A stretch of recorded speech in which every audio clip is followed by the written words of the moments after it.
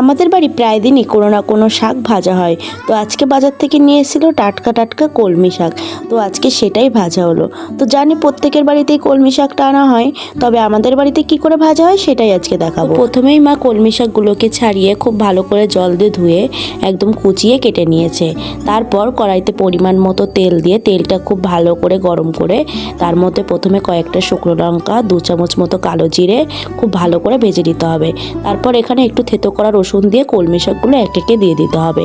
তারপর 3 থেকে 4 minute continue নাড়িয়ে তার মধ্যে কাঁচা লঙ্কা, পরিমাণ মতো নুন, পরিমাণ মতো হলুদ দিয়ে খুব ভালো করে নাড়াচাড়া দিয়ে 3 থেকে 4 মিনিট ঢাকা দিয়ে দিতে হবে। তারপর ঢাকনা সরিয়ে খুব ভালো করে আবার 3 থেকে 4 মিনিট কন্টিনিউ নাড়িয়ে চাড়িয়ে নিতে হবে। তারপর দেখবেন ভাজাটা হয়ে গেছে।